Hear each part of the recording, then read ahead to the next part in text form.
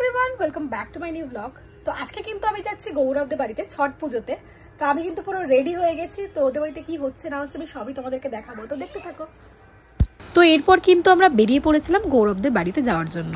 তো গাইস, তোমরা নিশ্চয়ই জানো আমি আর গৌরব প্রায় 2 বছর ধরে রিলেশনে আছি, কিন্তু সত্যি বলতে 2 বছরেই প্রথমবার কিন্তু আমি গেছিলাম ওদের বাড়ি, তাও আবার ছট পুজোতে। সত্যি বলতে প্রথমে একটু নার্ভাস ছিলাম, কারণ যেহেতু প্রথমবার ওদের ফ্যামিলি ফেস্টিভ্যালে যাচ্ছিলাম সেই জন্য। কিন্তু যেভাবে ওরা আমাকে ওয়েলকাম করেছিল আর যেভাবে পুরো পুজোটা আমার কেটেছিল, সত্যি বলতে দিনটা কিন্তু আমার একদম স্পেশাল হয়ে গিয়েছিল। তো আমি যখন ওদের বাড়িতে পৌঁছেছিলাম তখন কিন্তু প্রায় সবাই বেরিয়ে পড়েছিল ঘাটের দিকে ছট পুজো দেওয়ার জন্য।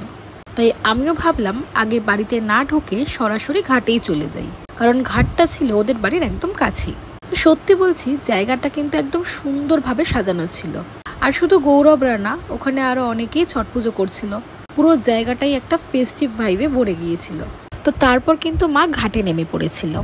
বাবা তখন পাশে থেকেছিল মাকে সাহায্য করার জন্য। মা কিন্তু 36 ঘন্টা ধরে উপোস করেছিল, যার কারণে মায়ের শরীরটা কিন্তু খুব খারাপ হয়ে গিয়েছিল। তারপরও সেই কষ্ট নিয়ে মা কিন্তু পুরো মন দিয়ে পুজোটা সম্পূর্ণ করেছিল।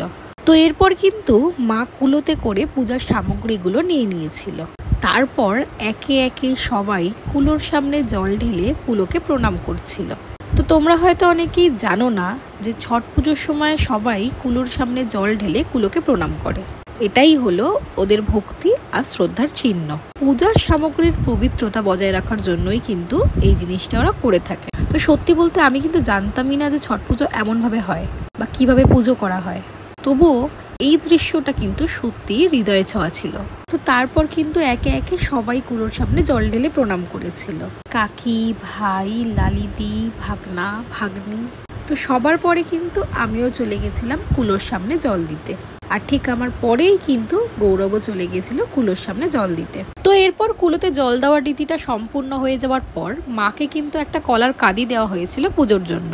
তবে সত্যি বলতে ওই কলার কাঁদিটা কিন্তু বেশ ভারী ছিল, আর তার উপর মায়ের শরীরটাও কিন্তু তখন একটু খারাপ হয়ে গিয়েছিল।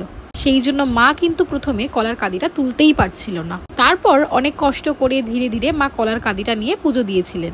এই রীতিটাকে বলা হয় অর্ঘ্যদান, যেখানে ভক্ত সূর্যদেবকে জলের মাধ্যমে প্রণাম করেন, কৃতজ্ঞতা জানান জীবনের আশীর্বাদের জন্য।